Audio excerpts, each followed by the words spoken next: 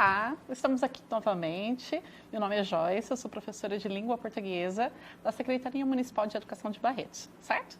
Seja bem-vindo então a mais uma videoaula e a gente vai continuar estudando sobre verbos, certo? Nós vamos estudar 3 aulas aí sobre verbos porque é um assunto bem específico, bem detalhado para nós vermos com calma, tá bom? Então hoje nós vamos estudar o quê? Um modo indicativo. Né? Indicativo. Será que ele indica alguma coisa? Será que é isso que é um modo indicativo? Vamos recordar primeiro o que é modo. O que é esse tal de modo verbal? Né? Ele é a maneira pela qual o falante expressa sua atitude em relação ao que diz. Que é isso? É quando eu vou expressar qual a minha relação com aquilo que eu estou dizendo. Eu tenho certeza do que eu estou dizendo? Eu tenho dúvida? Eu estou criando uma hipótese? Estou fazendo uma previsão? Né? Aí eu estou dando uma ordem? É um conselho? É um pedido? Eu estou implorando alguma coisa? Então, são esses detalhes que são levados em consideração para escolhermos um modo verbal. E o que seria, então, quais são os 3 modos verbais que nós temos? O indicativo, o subjuntivo e o imperativo. Hoje, então, nós vamos estudar o modo indicativo. O que seria esse modo indicativo? Não é porque ele está indicando alguma coisa, mas sim porque ele está expressando uma certeza. Eu tenho certeza com relação àquilo que eu estou dizendo. Se eu falo, eu almocei às 12 horas, eu tenho certeza que eu almocei, certo? Se eu falo, eu gosto de dar aula, eu tenho certeza de que eu gosto. Então, toda vez que eu vou expressar algo que eu tenho certeza, eu uso o indicativo. E é o verbo que nós mais usamos no nosso dia a dia, o modo verbal, certo? Bom, e esses fatos? São fatos que eu tenho certeza sobre eles, e eles podem estar no presente, no pretérito e no futuro. Então, pode ser em relação ao agora, o momento do agora, que é o presente, nesse momento. Pode ser algo que já aconteceu, que é o passado, a gente chama de pretérito, ou algo que vai acontecer ainda, e eu vou chamá-lo de futuro, tá? Aquilo que ainda seria o amanhã, o depois, aquilo que vai acontecer. Olha essa tirinha, né? Me atrapalho toda com esses tempos verbais. Qual é o futuro do presente? Se o presente continuar como está, como será o futuro? E aí ele faz uma brincadeira, né? Se o mundo, essa época agora, né, que nós estamos vivendo o coronavírus, se continuar do jeito que está, como vai ser o futuro? Né? A gente se pergunta como será o futuro. E vocês sabem dizer qual que é o futuro do presente? Vocês sabem? Né? Vocês se atrapalham com os tempos verbais? Vocês acham isso tudo muito difícil, complicado, como ela ou não? Vocês tiram de letra. Vamos lá? Vamos ver que não é tão difícil assim? Basta que nós entendamos bem o que eles significam, tá? Não é só uma questão de decorar as conjugações, os tempos, mas entender o que quer dizer cada um desses tempos. Então vamos. Bom, se fosse um presente, um pretérito e um futuro, como é no subjuntivo, seria mais tranquilo. Mas a gente tem, eu costumo falar que a língua ela tem muitos recursos. Então não basta só um presente, um pretérito e um futuro. Eu vou ter aí um presente, né? Eu vou ter 3 pretéritos e 2 futuros. Olha como a língua portuguesa é rica. Exatamente, nós vamos dar cada um deles hoje. Vai. Presente do indicativo, o mais básico, o mais fácil, o mais tranquilo de todos, certo? Ele situa o fato em um momento coincidente com o momento da fala, que é o agora. Então, o momento, aquela ação acontece no momento de agora, no meu presente, certo? Bom, então um exemplo. Eu canto, tu cantas, ele canta, nós cantamos, vós cantais, eles cantam. Né? Eu vendo, tu vendes, ele vende, nós vendemos, vós vendeis, eles vendem, e assim por diante. Vocês têm aí no material de vocês as conjugações para olhar com calma e atenção. E aí? Tranquilo. Presente do indicativo, tranquilo. Mas eu tenho outros usos para o presente do indicativo. Ele é multiuso. Eu tenho um presente só, mas eu consigo fazer muita coisa com ele. Ele pode expressar, então, um fato habitual, alguma coisa que tem uma habitualidade. Então, faço o meu dever de casa diariamente no meio da tarde. Então, se eu faço todos os dias, eu tenho o hábito, é um fato habitual. Características permanentes ou crença, por exemplo, o homem é um ser racional, isso não vai mudar, né? Embora às vezes eu tenha certas dúvidas de quanto racional nós somos, mas, né, biologicamente dizendo, isso é uma verdade científica, isso não muda. A justiça tarda, mas não falha, é um provérbio aí, né? As pessoas falam, usa-se muito o presente nos provérbios, nos ditados populares. E também para presente histórico, quando é passado, mas eles querem aproximar, trazer esse passado como se fosse para o agora, né? Cabral chega ao Brasil em 1500, ele chegou, né? Isso já aconteceu há muito tempo, mais de 500 anos. Tudo começa quando Robert Louis Stevenson resolve contar, e aqui eu tenho resolve, tudo começa, ele já fez isso, ele já contou a história lá da Ilha do Tesouro que nós vimos. Mas mesmo assim, para trazer mais próximo do leitor, ele usa o presente. Bom, e o pretérito? Falei para vocês que pretérito é a mesma coisa que passado, né? Pretérito é uma situação que já aconteceu. Então, quando eu falo agora, essa ação que eu estou falando, ou esse estado, se refere a alguma coisa que já se passou, tá?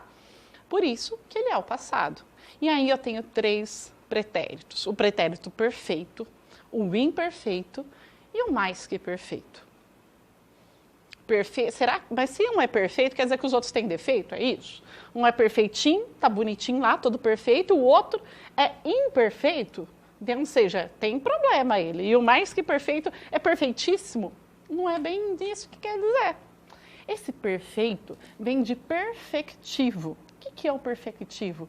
Quer dizer concluído, acabado.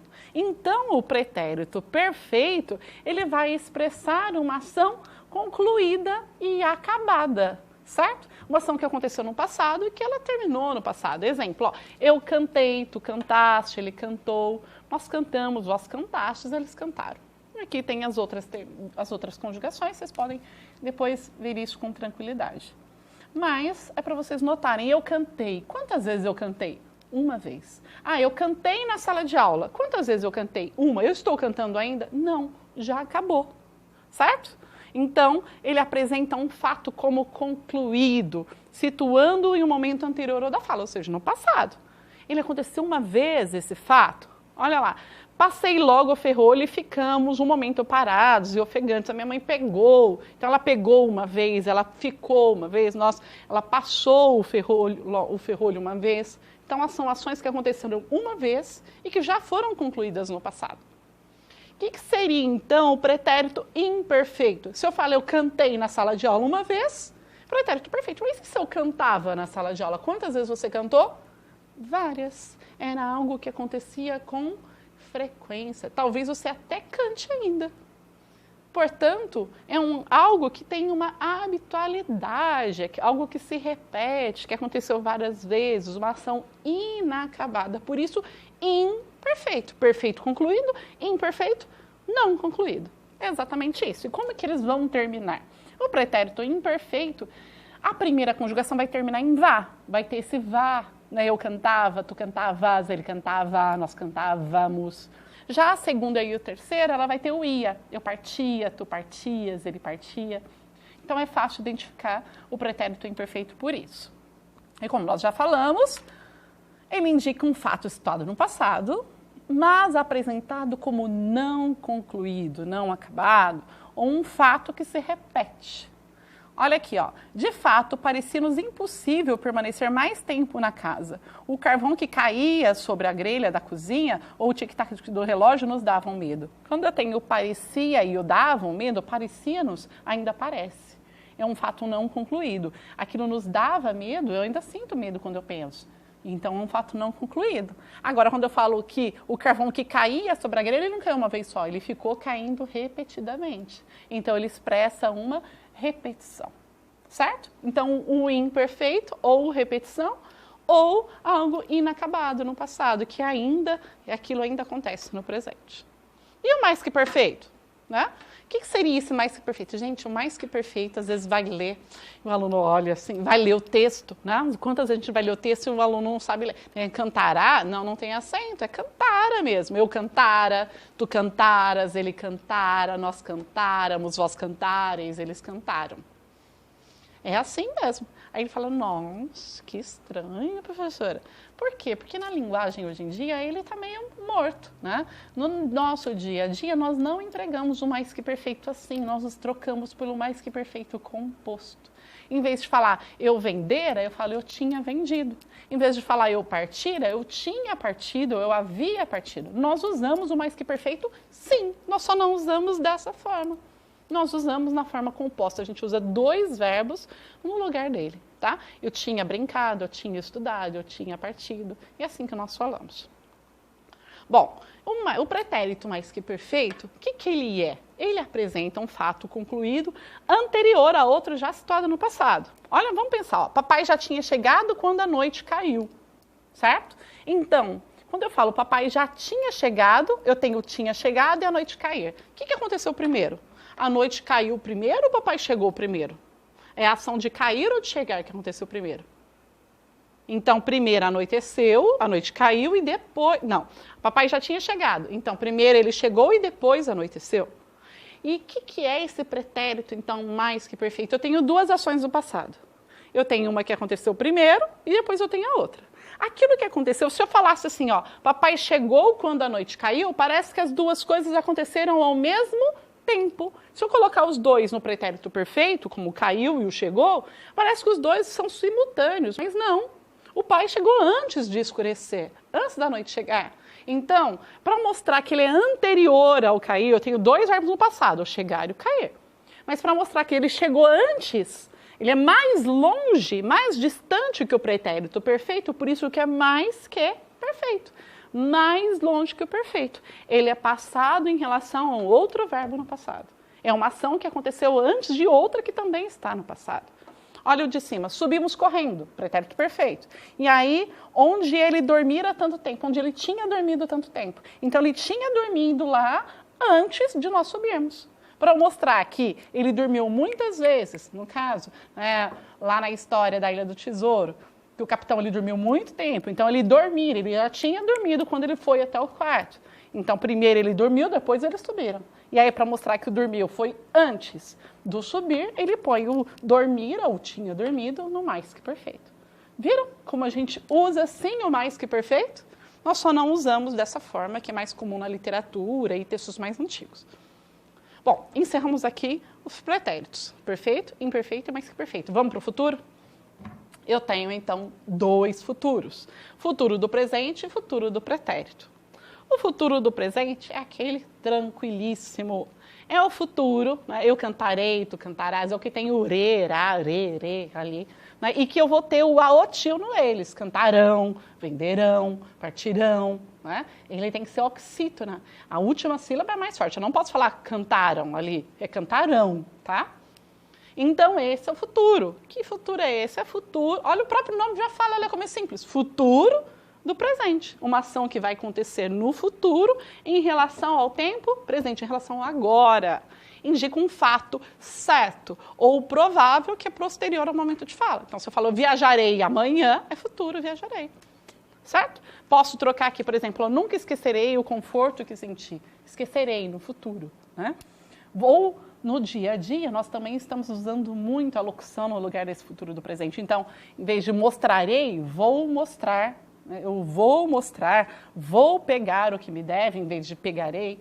No nosso dia a dia, é muito mais comum o uso da locução de dois verbos, vou pegar, vou mostrar e assim por diante, em vez do verbo realmente uma forma só, da forma única.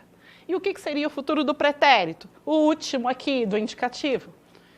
Ó, é aquele que tem o uri. Eu cantaria, eu venderia, nós venderíamos, eles partiriam, eu vou ter esse iri. Tá? Ele não vai terminar em aotil no final, ele termina em am.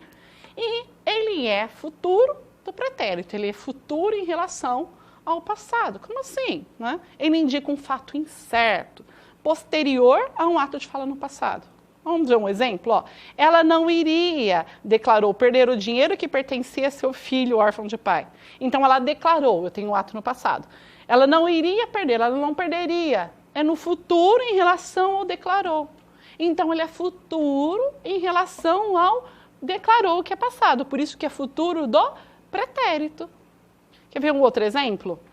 A senhora poderia me atender ou desejaria saber? Nesses casos, eles servem para mostrar polidez, educação, gentileza. Então, você não fala, você pode me atender? Você quer ser gentil, quer ser educado? Você usa esse tempo aqui. Você poderia me atender? Então, ele mostra essa certa educação, gentileza. Viram como é tranquilo? Então, futuro do pretérito, ele é futuro em relação a um verbo no passado. A diretora disse que os materiais chegariam ontem. Então, quando ela disse lá na sexta-feira, era futuro para ela, mas seria ontem. Então, é futuro em relação ao disse, tá? Retomando o que nós vimos, um modo indicativo, ele expressa certeza. Eu tenho, então, ele é dividido em tempos, um presente, o pretérito que tem o perfeito, o imperfeito e o mais que perfeito, e os dois futuros que são do presente e do pretérito.